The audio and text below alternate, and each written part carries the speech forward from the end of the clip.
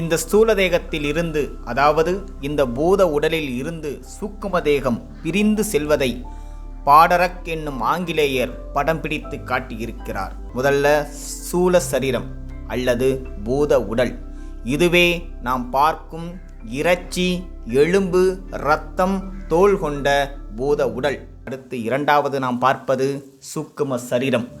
இந்த சூக்கும சரீரத்தை மனோமய உடல், ஆவி உடல், நுண் உடல், உள் உடல் என்றும் சொல்லுவர்.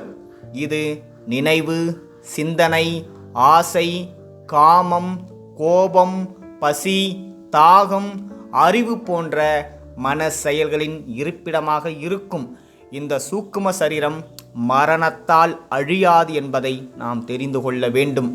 மரணத்தின் பின் ஆன்மா இதன் வழியே உலாவும்.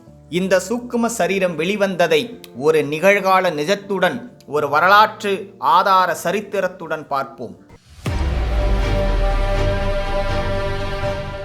உங்களுக்கு இந்த அமானுஷம் இதெல்லாம் நம்பிக்கை உண்டா சார்? பழனி பாபான்னு ஒருத்தருக்கலாம் கேள்வி. ஆமாம். அவன் ஒரு இடத்த சொல்கிறான். அவன் வந்துட்டு அவர் உள்ளே டியூட்டிக்கு போகிறார். அவர் டியூட்டிக்கு போனால் ஒரு நாள் இவன் சொல்கிறான், அங்கே நின்றுட்டு, சார் அவர் பின்னாலேயே ஒரு பொண்ணு போகுதே சார் அப்படின்றான்.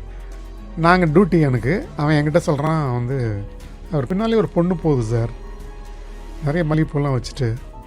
அவர் பொண்ணா சார் அது அப்படின்றான். இவன் எங்கேயா பொண்ணு போகுது?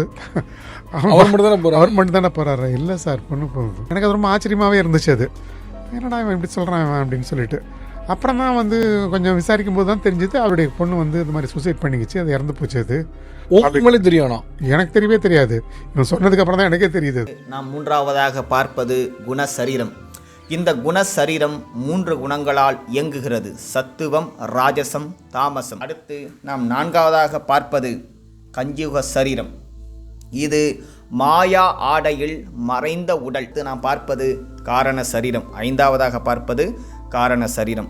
இந்த காரணம் சரீரம்தான் ஆன்மாவின் வித்தாகும். எல்லா பிறவிகளும் இதில் இருந்துதான் தோன்றுகின்றன.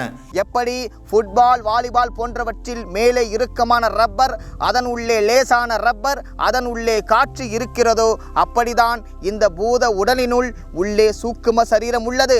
அந்த சூக்குமத்தை இயக்குவதுதான் ஆன்மா. இவை அனைத்தும் தாத்தா பாட்டிகள் சொல்லும் குட்டி கதைகளோ கட்டுக்கதைகளோ அல்ல. இவை அனைத்தும் அறிவியல் பூர்வமான உண்மைகள்.